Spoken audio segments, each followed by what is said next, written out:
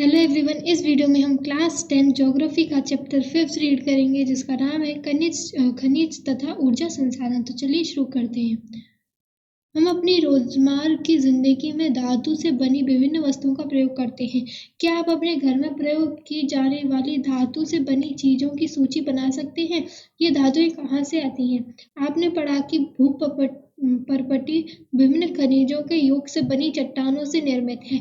इन खनिजों का उपयोग शोधन करके ही ये धातुएं निकल जाती हैं। खनिज हमारे जीवन की अति अनिवार्य भाग है। लगभग हर चीज जो हम इस्तेमाल करते हैं, एक छोटी सुई से लेकर एक बड़ी इमारत तक या फिर एक बड़े जहाज आदि, सभी खनिजों से बनी है। रेलवे लाइन और सड़क के पत्थर, हमारे औजार तथा मशीनें सभी खनिजों से बने हैं। कारें, बसें, रेलगाड़ियां, हवाई जहाज सभी खनिजों से निर्मित हैं और धरती से प्राप्त ऊर्जा के साधनों द्वारा चालित होते हैं। यहाँ तक कि भोजन में भी सभी अवस्थाओं में अपनी जीविका तथा सजावट, त्योहार व धार्मिक अनुष्ठान के लिए खनिजों का प्रयोग किया जाता है। खनिज क्या है? वे भूवैज्ञानिकों के अनुसार खनिज एक प्राकृतिक रूप के विद्यमान स्वरूप तत्व है जिसकी एक निश्चित आंतरिक संरचना है। खनिज प्रकृति के अनेक रूपों में पाए जाते हैं जिसमें कठोर हीरा, नरम चूना तक सम्मिलित है। खनिज इतने विविध क्यों हैं? आप चट्टानों के विषय में पहले भी पढ़ चुके हैं, लेकिन अधिकतर चट्टानें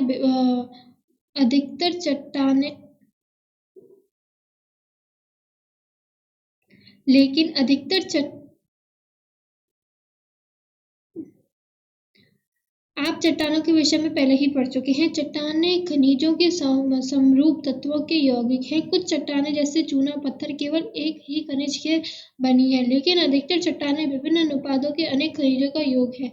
यद्यपि 2000 से अधिक खनिजों की पहचान की जा चुकी है, लेकिन अधिकतर चट्टानों में केवल कुछ ही खनिजों की बहुतायत है। एक खनिज विशेष तो जो निश्चित तत्वों का योग है, उन तत्वों का निर्माण उस समय के भौतिक व रासायनिक परिस्थितियों का परिणाम है। इसके फलस्वरूप ही खनिजों में विविध रंग, कठोरता, चमक, घनत्व तथा विविध क्रिस्टल पाए जाते हैं। भूवैज्ञानिक इन्हीं विशेषताओं के आधार पर खनिजों का वर्गीकरण करते हैं। सामान्य व वाणिज्यिक व्यापार उद्देश्य हेतु खनिज निम्न प्रकार से वर्गीकृत किए गए हैं। खनिजों की उपलब्धता। खनिज कैसे पाए जाते हैं? सामान्यतः खनिज अयस्कों में पाए जाते हैं। किसी भी खनिज में अन्य अवयवों या तत्वों के मिश्रण या संचयन हेतु अयस्क शब्द का प्रयोग किया जाता है। खनन आर्थिक महत्व तभी है जब अयस्क में खनिजों का संचयन पर्याप्त मात्रा में हो। खनिजों के खनन की सुविधा इनके निर्माण व संरचना पर निर्भर है। खनन सुविधा इसके मूल्य पर निर्धारित करती है। अतः हमारे लिए मुख्य शैल समूहों को समझना अत्यंत आवश्यक है जिनमें ये खनिज पाए जाते हैं। खनिज प्राय निम्न शैल समूह से प्राप्त होते हैं।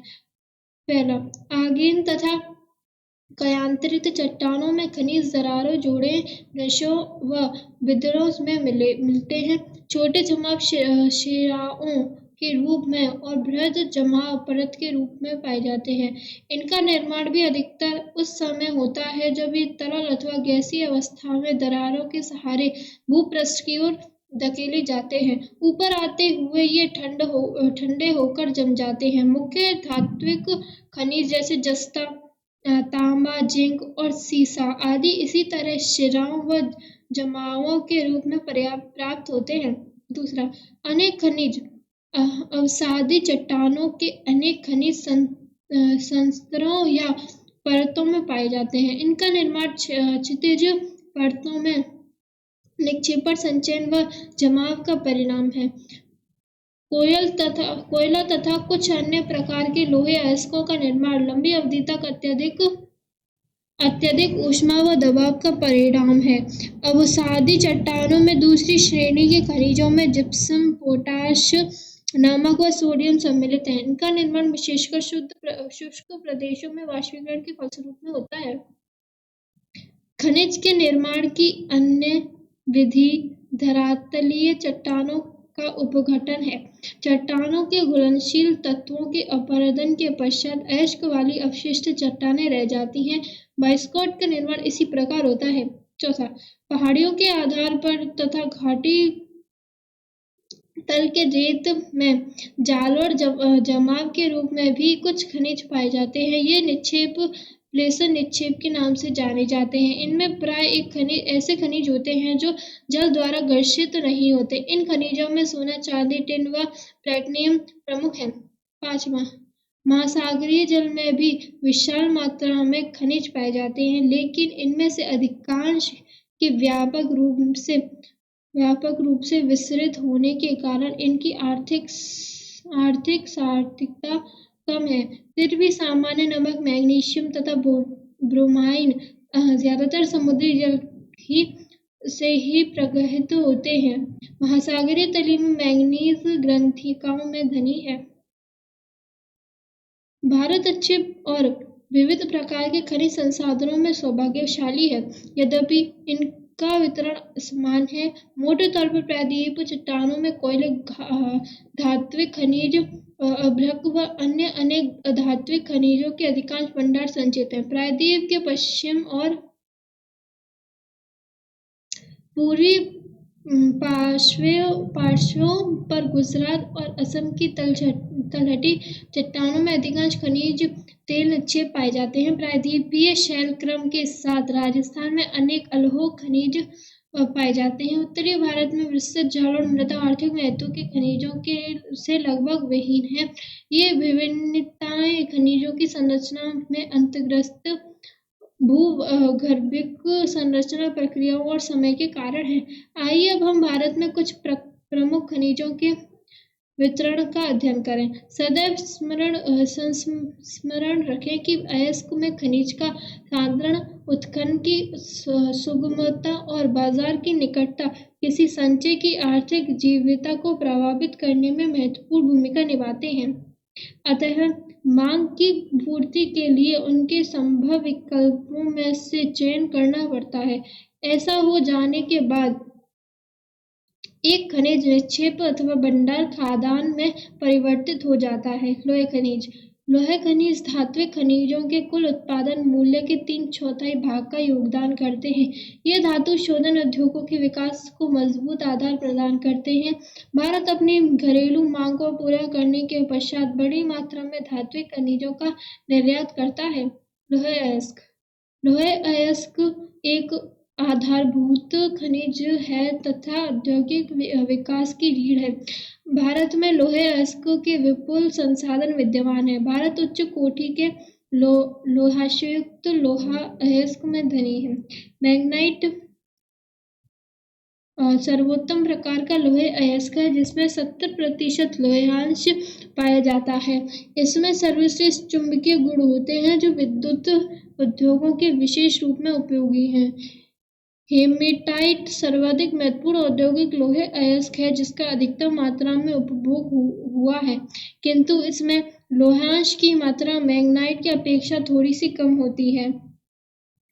वर्ष 2018 में लोहे अयस्क का लगभग समस्त उत्पादन ओडिशा, छत्तीसगढ़, कर्नाटक और झारखंड से प्राप्त हुआ। शेष उत्पादन अन्य राज्यों में हुआ था।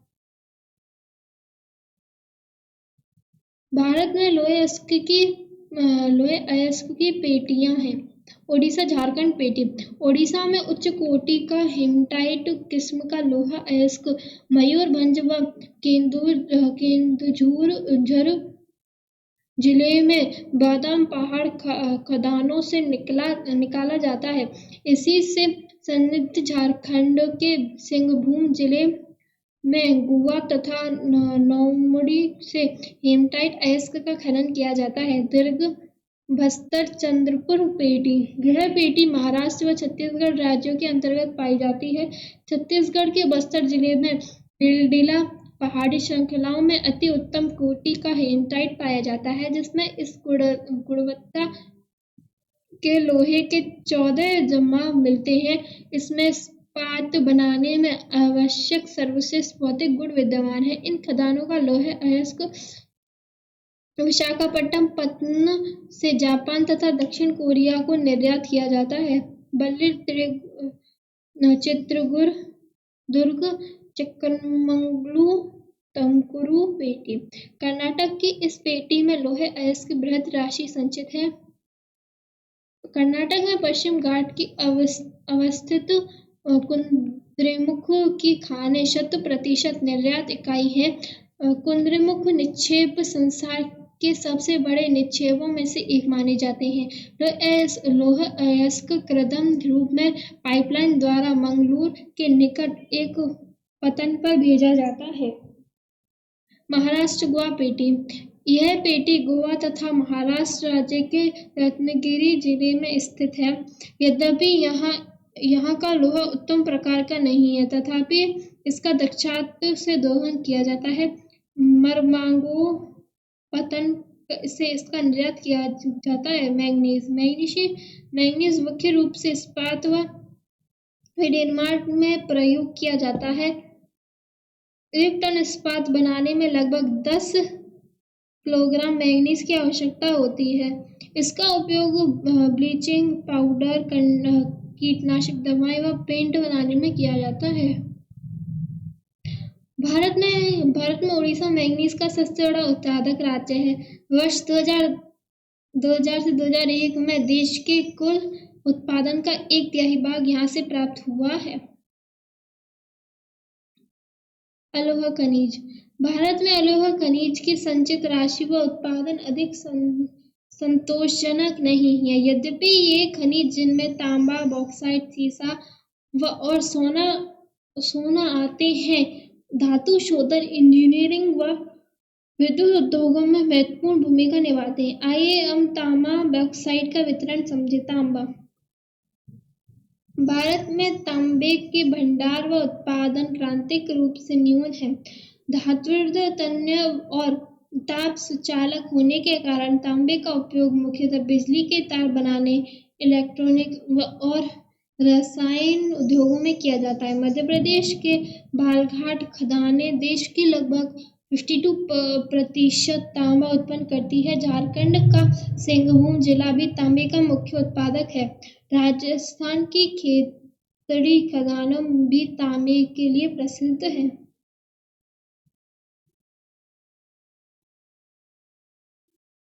यद्यपि अनेक अयस्कों में एल्यूमीनियम पाया जाता है, परंतु सबसे अधिक एल्यूमीनियम क्ले जैसे दिखने वाले पदार्थ बॉक्साइट से ही प्राप्त किया जाता है। बॉक्साइट निक्षेप की रचना एल्यूमीनियम सिलिकेटों से समृद्ध व्यापक विभिन्नता वाली चट्टानों के विघटन से होती है। एल्यूमीनियम एक महत्वपूर्ण धातु है क्योंकि यह लोहे जैसी शक्ति के साथ साथ अत्यधिक हल्का एवं सुचालक भी होता है। इसमें अत्यधिक घातवर्तिता भी पाई जाती है। इसकी सर्वोच्च परावैद्युत शक्ति, ऊर्जा ह्रास का निम्न गुणांक, विस्वाहन के गुण और उच्च वोल्टेज की प्रतिरोधकता के कारण अभ्रक विद्युत व इलेक्ट्रॉनिक उद्योगों में प्रयुक्त होने वाले अपरिहार्य खनिज में से एक है। अभ्रक व निक्षेप छोटा नागपुर पठार व उत्तरी पठार किनारे पर पाए जाते हैं। बिहार, झारखंड व कोडरमा, गया, हाजीपुर पेटी अग्रणी उत्पादक है। राजस्थान मुख्य अभ्रक उत्पादक क्षेत्र अजमेर के आसपास है। आंध्र प्रदेश की नेल्लोर अभ्रक पेटी भी देश की महत्वपूर्ण उत्पादक पेटी है। भारत में बॉक्साइट के निक्षेप मुख्यतः अमरकंटक पठार, मैकाल पहाड़ियों तथा बिलासपुर कटनी के पठारी प्रदेश में पाए जाते हैं। उड़ीसा भारत का सबसे बड़ा बॉक्साइट उत्पादक राज्य है। यहाँ कोरापुट जिले में पंचपतमाली निक्षेप राज्य से सबसे महत्वपूर्ण बॉक्साइट निक्षेप है। चट्टानी खनिज।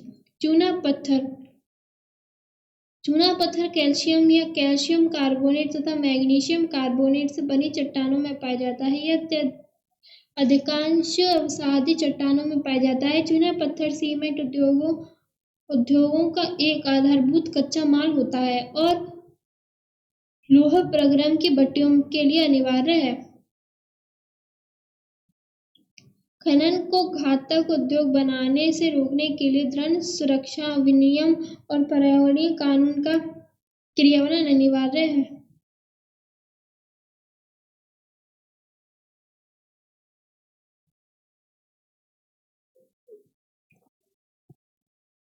खनिजों का संरक्षण। हम सभी को उद्योग और कृषि की खनिज निक्षेप और उनसे विनिर्मित पदार्थों पर भारी निर्भरता सुपरिचित है। खनन योग्य निक्षेप की कुल राशि असार्थक अंश है, अर्थात भूगर्भपट्टी का 1%। जिन खनिज संसाधनों के निर्माण व सांद्रण में लाखों वर्ष लग जाते हैं, हम उनका शीघ्रता से उपभोग कर रहे हैं। खनिज निर्माण की भूगर्भ प्रक्रिया इतनी धीमी है कि उनके वर्तमान उपभोग की दर की तुलना में उनके पुनर्भरण की दर अपरिमित रूप से थोड़ी है। इसलिए खनिज संसाधन स्मृति तथा अन्वीकरण योग्य है। समृद्ध खनिज निक्षेप हमारे देश की अत्यधिक मूल्यवान संपत्ति है, लेकिन ये परजीव है। अयस्कों के सतत उत्खनन से लागत बढ़ती है, क्योंकि खनिज के उत्खनन की गहराई बढ़ने के साथ उनकी गुणवत्ता घटती जाती है। आपने खनिज संसाधनों को सुनियोजित एवं सतत पोषणीय ढंग से प्रयोग करने के लिए एक तालमेल युक्त प्रयास करना होगा। निम्न कोटि के अयस्कों का कम लागतों पर प्रयोग करने के लिए उन्नत प्रौद्योगिकियों का सतत विकास करते रहना होगा। धातुओं का पुनर्चक्रण, रद्दी धातुओं का प्रयोग तथा अन्य प्रतिस्थापनों का उपयोग भविष्य में हमारे खनिज संसाधनों के संरक्षण के उपाय हैं। ऊर्जा संसाधन। ऊर्जा सभी क्रियाकलापों के लिए आवश्यक है। खाना पकाने में, रसोई व ताप के लिए, गाड़ियों के संचालन तथा उद्योगों में मशीन के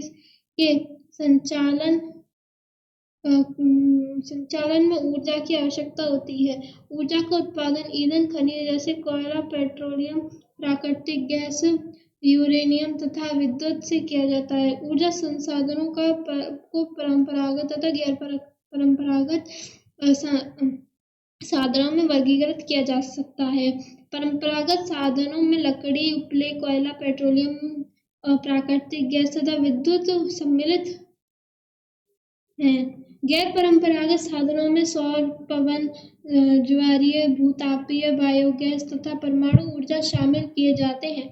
ग्रामीण भारत में लकड़ी व उपले बहुतायत के प्रयोग में किए जाते हैं। एक अनुमान के अनुसार ग्रामीण घरों में आवश्यक ऊर्जा का 70% से अधिक इन दो साधनों में पर्याप्त होता है, लेकिन अब घटते वन क्षेत्र के कारण इनका उपयोग करते रहना कठिन होता जा रहा है। इसके अतिरिक्त उपलों का उपभोग भी हतोत्साहित किया जा रहा है, क्योंकि इससे सर्वाधिक मूल्यवान खाद का उपभोग होता है, जिससे कृषि में उपयोग किया जा सकता है। परंपरागत ऊर्जा के स्रोत। कोयला। भारत में कोयला बहुतायत में पाए जाने वाला जीवाश्म ईंधन है। यह देश की ऊर्जा आवश्यकताओं का महत्वपूर्ण भाग प्रदान करता है। इसका उपयोग ऊर्जा उत्पादन तथा उद्योगों और घरेलू जरूरतों के लिए ऊर्जा की पूर्ति के लिए किया जाता है। भारत अपनी वाणिज्यिक ऊर्जा आवश्यकताओं की पूर्ति हेतु मुख्यतः कोयले पर निर्भर है। जैसे कि आप पहले से ही जानते हैं कि कोयले का निर्माण पादप पदार्थ के लाखों वर्षों तक संपीड़न से हुआ है। इसलिए संपीड़न की मात्रा, गहराई और दबाने के समय आधार पर कोयले अनेक रूपों में पाया जाता है। दलदलों में क्षय होते पादपों से पीट उत्पन्न होता है, जिसमें कम कार्बन, नमी की उच्च मात्रा व निम्न ताप क्षमता होती है। लिग्नाइट एक निम्न कोटि का भूरा कोयला होता है। यह मुलायम होने के साथ अधिक नीमयुक्त होता है। लिग्नाइट के प्रमुख भंडार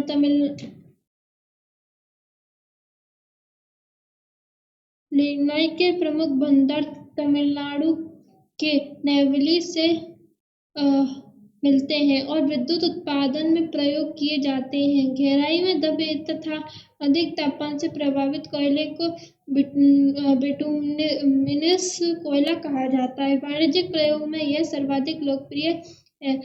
धातु शोधन में उच्च श्रेणी में बिटुमिनस कोयले का प्रयोग किया जाता है, जिसका लोहे के प्रगलन में विशेष महत्व है। एंथ्रासाइट सर्वोत्तम गुण वाला कठोर कोयला है। भारत में कोयले दो प्रमुख भूवर्गीय युगों के शैल क्रम में पाया जाता है। एक गौड़वां, जिसकी आयु 200 लाख वर्ष से कुछ अधिक है, और दूसरा टर्शियर निक्षेप, जो लगभग 55 लाख वर्ष पुराने हैं। गौड़वन कोयले, जो धातु शोधन कोयले हैं, के प्रमुख संसाधन दामोदर घाटी, झरिया, रानीगंज, बोकारो में स्थित हैं, जो महत्वपूर्ण कोयले क्षेत्र हैं। गोदावरी, महानदी, सोना व वर्धा नदी घाटियों में भी कोयले के जमाव पाए जाते हैं। टर्शियरी कोयला क्षेत्र उत्तर पूर्व राज्यों मेघालय, असम, अरुणाचल प्रदेश और नागालैंड में पाया जाता है। ये संस्करण रहे हैं कि कोयला स्थूल पदार्थ है, जिसका प्रयोग करने पर भरा घटता है, क्योंकि यह राख में परिवर्तित हो जाता है। इसी कारण भारी उद्योग तथा ताप विद्युत ग्रह कोयला क्षेत्र अथवा उनके निकट के स्थापित किए जाते हैं। पेट्रोलियम। भारत में कोयले के पश्चात ऊर्जा का दूसरा प्रमुख साधन पेट्रोलियम का या खनिज तेल है। यह ताप व प्रकाश के लिए ईंधन, मशीनों को स्नेहक और अनेक विनिर्माण उद्योगों को कच्चे माल प्रदान करता है। तेल शोधन शालाएं संश्लेषित वस्त्र, उर्वरक तथा असंख्यक रसायन उद्योग में एक नोडीय बिंदु का काम करती है। भारत में अधिकांश पेट्रोलियम की उपस्थिति टर्शियर युग की शैली रचनाओं के अपनित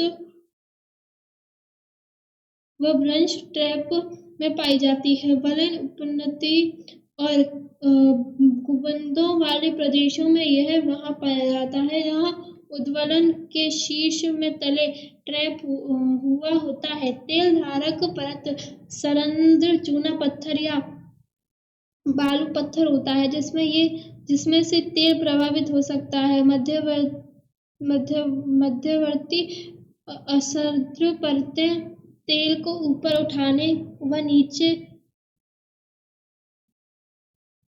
रिसने से रोकती है। पेट्रोलियम सरंध्र और असंद्र चट्टानों के बीच ब्रंश ट्रैप में भी पाया जाता है। प्राकृतिक गैस हल्की होने के कारण खनिज तेल के ऊपर पाई जाती है।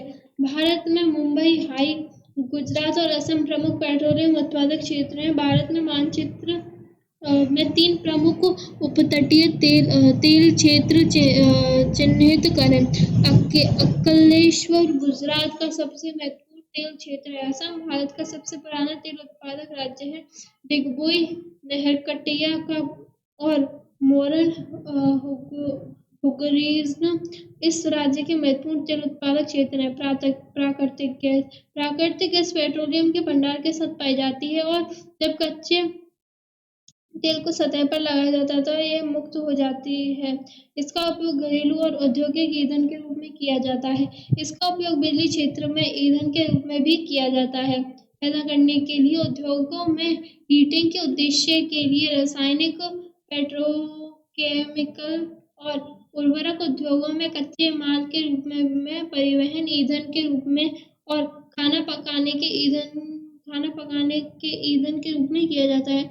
गैस के बुनियादी ढांचे में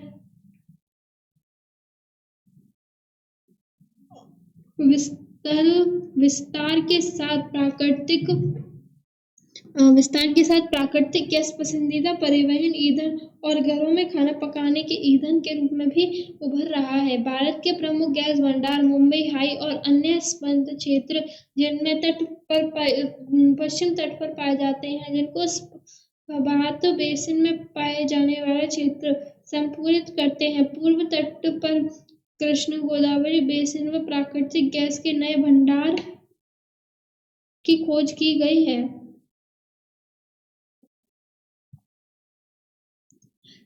गेल द्वारा निर्मित पहली 1700 किलोमीटर लंबी हजीरा विजयपुर जगदीश्वर क्रॉस कंट्री गैस पाइपलाइन ने मुंबई हाई और बसीन गैस क्षेत्र को पश्चिमी और उत्तरी भाग में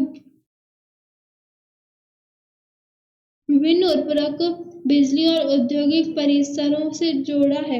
इन गैस पाइपलाइनों में भारतीय गैस बाजार के विकास को गति प्रदान की। कुल मिलाकर भारत की गैस बुनियादी ढांचे का विस्तार क्रॉस कंट्री पाइपलाइनों के 1700 किलोमीटर से बढ़कर 18,500 किलोमीटर तक 10 गुना से अधिक हो गया है और पूर्वोत्तर राज्यों सहित देश भर में सभी गैस स्रोत और उपभोक्ता बाजारों को छोड़कर गैस ग्रिड के रूप में जल्द ही नजदीक 34,000 किलोमीटर से अधिक तक पहुंचने की संभावना है। विद्युत आधुनिक विश्व में विद्युत के प्रयोग कितने ज्यादा विस्तृत हैं कि इनके प्रति व्यक्ति उपभोग को विकास के सूचकांक माना जाता है। विद्युत मुख्यतः दो प्रकार से उत्पन्न की जाती है। पहला, प्रवाही जल से, जो हाइड्रो टरबाइन चलाकर जल विद्युत उत्पन्न करता है। दूसरा, अन्य ईंधन जैसे कोयला, पेट्रोलियम और प्राकृतिक गैस को जलाने से टरबाइन चलाकर ताप विद्युत उत्पन्न की जाती है। एक बार उत्पन्न हो जाने के बाद विद्युत एक जैसी ही होती है। तेज बहते जल में विद्युत उत्पन्न की जाती है, जो एक नवीकरण योग्य संसाधन है। भारत में अनेक उद्देश्यीय परियोजनाएं हैं जो विद्युत ऊर्जा उत्पन्न करती हैं, जैसे भाखड़ा नगड़ा दामोदर घाटी कॉर्पोरेशन और कॉपिली हाइडल परियोजना आदि। ताप विद्युत कोयला, पेट्रोलियम तथा प्राकृतिक गैस के प्रयोग से उत्पन्न की जाती है। ताप विद्युत गृह नवीकरण योग्य जीवाश्म ईंधन का प्रयोग कर विद्युत उत्पन्न करते हैं। गैस परंपरागत ऊर्जा के साधन। ऊर्जा के बढ़ते उपभोग ने देश को कोयला, तेल और गैस जैसे जीवाश्म ईंधन पर अत्यधिक निर्भर कर दिया है।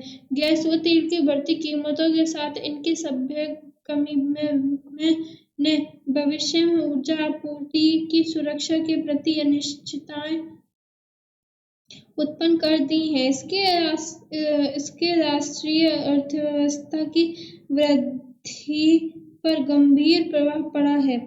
इसके अतिरिक्त जीवाश्म ईंधन का प्रयोग गंभीर पर्यावरणीय समस्या उत्पन्न करता है और अतः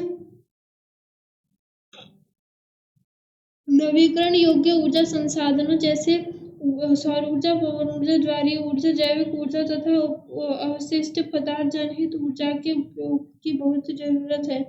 यह ऊर्जा के गैर परंपरागत साधन कहलाते हैं। भारत धूप, जल तथा जीवभरा संसाधनों में समृद्ध है।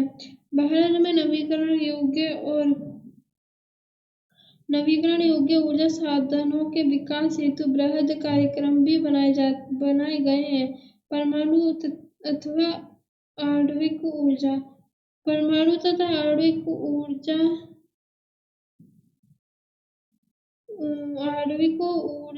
अणुओं की संरचना के बदलने से प्राप्त की जाती है। जब ऐसा परिवर्तन किया जाता है तो ऊष्मा के रूप में काफी ऊर्जा विमुक्त होती है और इसका उपयोग विद्युत ऊर्जा उत्पन्न करने में किया जाता है। यूरेनियम और थोरियम, जो झारखंड और राजस्थान की अरावली पर्वत श्रृंखला में पाए जाते हैं, का प्रयोग परमाणु अथवा आणविक ऊर्जा के उत्पादन में किया जाता है। केरल में मिलने वाले मोनाजाइट रेत में भी थोरियम की मात्रा पाई जाती है। सौर ऊर्जा। भारत एक उष्णकटिबंधीय देश है। यहाँ सौर ऊर्जा के दोहन की असीम संभावना है। फोटोवोल्टाइक प्रौद्योगिकी द्वारा धूप को सीधे विद्युत में परिवर्तित किया जाता है। भारत में ग्रामीण तथा सुदूर क्षेत्र में सौर ऊर्जा तेजी से लोकप्रिय हो रही है। कुछ बड़े और ऊर्जा संयंत्र देश के विभिन्न भागों में स्थापित किए जा रहे हैं। ऐसी अपेक्षा है कि सौर ऊर्जा का उपयोग से ग्रामीण घरों में पत्तलों तथा लकड़ी और पर निर्भरता को न्यूनतम किया जा सकेगा। फलस्वरूप यह पर्यावरण संरक्षण में योगदान देगा और कृषि में भी खाद की पर्याप्त आपूर्ति होगी। पवन ऊर्जा। भारत में पवन ऊर्जा के उत्पादन की महान संभावना है। भारत में पवन ऊर्जा फॉर्म में विशालतम पेटी तमिलनाडु में नागरकोइल में मदुरई तक अवशिष्ट है। इसके अतिरिक्त आंध्र प्रदेश, कर्नाटक, गुजरात, केरल, महाराष्ट्र तथा लक्षद्वीप में भी महत्वपूर्ण पवन ऊर्जा फार्म है। नागरकोइल में और जैसलमेर देश में पवन ऊर्जा के प्रभावी प्रयोग के लिए जाने जाते हैं। बायोगैस। ग्रामीण इलाकों में झाड़ियों, कृषि अपशिष्ट, पशुओं और मानव जनित अपशिष्टों के उपयोग में से घरेलू उपयोग हेतु बायोगैस उत्पन्न की जाती है। जैविक पदार्थों के अपघटन में गैस उत्पन्न होती है, जिसकी तापीय क्षमता मिट्टी के तेल, उपलों व चारकोल की अपेक्षा अधिक होती है। बायोगैस संयंत्र नगरपालिका, सहकारिता तथा निजी स्तर पर लगाए जाते हैं। पशुओं का गोबर प्रयोग करने वाले संयंत्र ग्रामीण भारत में गोबर गैस प्लांट के नाम से जाने जाते हैं। किसानों को दो प्रकार से लाभान्वित करते हैं, एक ऊर्जा के रूप में और दूसरा उन्नत प्रकार के उर्वरक के रूप में। बायोगैस अब तक पशुओं के गोबर का प्रयोग करने में सबसे दक्ष है। यह उर्वरक की गुणवत्ता को बढ़ाता है और उपलों तथा लकड़ी को जलाने से होने वाले वृक्षों के नुकसान को रोकता है। ज्वारीय ऊर्जा। महासागरीय तरंगों का प्रयोग विद्युत उत्पादन के लिए किया जाता है। सक्रिय खाड़ी के आर पार बाढ़ द्वार बनाकर बांध बनाए जाते हैं। उच्च ज्वार में इस सक्रिय खाड़ी नुमा प्रवेश द्वार से पानी भीतर बढ़ जाता है और द्वार बंद होने पर बांध में ही रह जाता है। बाढ़ द्वारा बाहर द्वार उतरने पर बांध के पानी को इसी रास्ते पाइप द्वारा समुद्र की तरफ बहाया जाता है, जो इसे ऊर्जा उत्पादक टरबाइन की ओर ले जाता है। भारत में भारत की खाड़ी, कच्ची की खाड़ी तथा पश्चिम तट पर गुजरात में और पश्चिम बंगाल में सुंदरवन क्षेत्र में गंगा के डेल्टा में ज्वारीय तरंगों द्वारा ऊर्जा उत्पादन करने की आदर्श दशाएं उपस्थित हैं। भूतापीय ऊर्जा। पृथ्वी के आंतरिक भागों में ताप का प्रयोग कर उत्पन्न की जाने वाली विद्युत को भूतापीय ऊर्जा कहते हैं।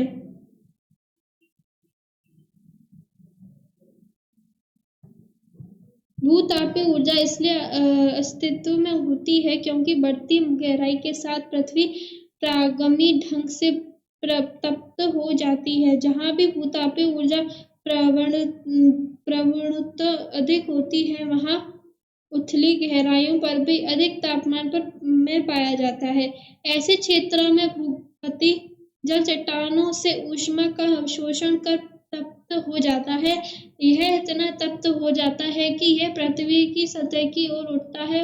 यह भाप में परिवर्तित हो जाता है और इसी भाप का उपयोग टरबाइन को चलाने और विद्युत उत्पन्न करने के लिए किया जाता है। भारत में सैकड़ों गर्म पानी के चश्मे हैं और जिनका विद्युत उत्पादन में प्रयोग किया जाता है। भूतापीय ऊर्जा के दोहन के लिए भारत में दो प्रायोगिक परियोजना शुरू की गई हैं। एक हिमाचल प्रदेश में, एक मणिकर के निकट पर्वतीय घाट में स्थित है तथा दूसरी लद्दाख के पूगा घाटी में स्थित है। ऊर्जा संसाधन का संरक्षण आर्थिक विकास के लिए ऊर्जा का आधारभूत आवश्यकता है। राष्ट्रीय अर्थव्यवस्था के प्रत्येक सेक्टर कृषि, उद्योग, परिवहन, वाणिज्य व घरेलू आवश्यकताओं की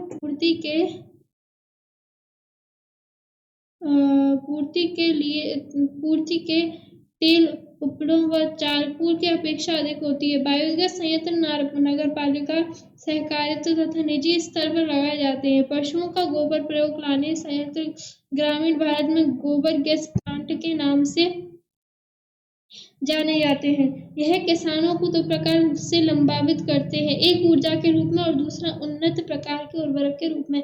बायोगैस अब तक पशुओं के गोबर का प्रयोग करने से सबसे दक्ष यह उर्वरक की गुणवत्ता को बढ़ाता है और उपरोक्त लकड़ी को जलाने से होने वाले वृक्षों के नुकसान को रोकता है। ज्वारीय ऊर्जा, महासागरीय तरंगों का प्रयोग विद्युत उत्पादन के लिए किया जाता है। सक्रिय खाड़ी के आर पार बाढ़ द्वारा बनाकर बांध बनाए जाते हैं। उच्च ज्वार में सक्रिय खाड़ीनुमा प्रवेश द्वारा से पानी भीतर आ जाता है और द्वार बंद होने के बाद बांध में ही रह जाता है। बाढ़ द्वारा भार ज्वार तंडे पर बांध के पानी इसी को सस्ते पाइप द्वारा समुद्र तरफ बहाया जाता है, जैसे ऊर्जा उत्पादक टरबाइन।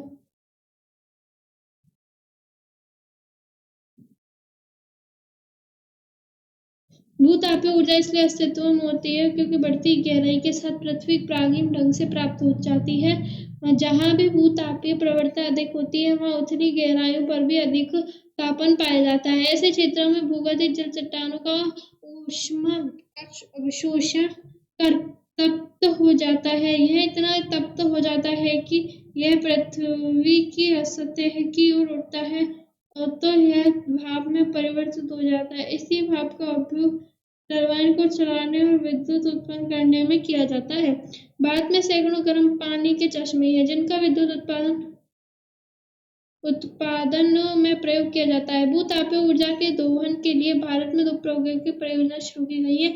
एक हिमाचल के मणिक के निकट पर्वतीय घाटी में स्थित, दूसरी लद्दाख के पूगा घाटी में स्थित। ऊर्जा संसाधनों का संरक्षण आर्थिक विकास के लिए ऊर्जा का एक आधारभूत आवश्यकता है। राष्ट्रीय अर्थव्यवस्था में प्रत्येक सेक्टर कृषि, उद्योग, परिवहन, वाणिज्य व घरेलू आवश्यकताओं की पूर्ति के लिए ऊर्जा के निवेश की आवश्यकता है। स्वतंत्र प्राप्ति के पश्चात क्रियान्वित आर्थिक विकास की योजनाओं को चालू रखने के लिए ऊर्जा की बड़ी मात्रा की आवश्यकता है। फलस्वरूप पूरे देश में ऊर्जा के सभी प्रकार का उपभोग धीरे धीरे बढ़ रहा है। यह पृष्ठभूमि में ऊर्जा के विकास में सतत पोषणीय मार्ग के विकसित करने की तुरंत आवश्यकता है। ऊर्जा संरक्षण की प्रोन्नति और नवीकरणीय ऊर्जा संसाधनों का बढ़ता प्रयोग सतत पोषणीय ऊर्जा को दो आधार हैं। वर्तमान में भारत विश्व के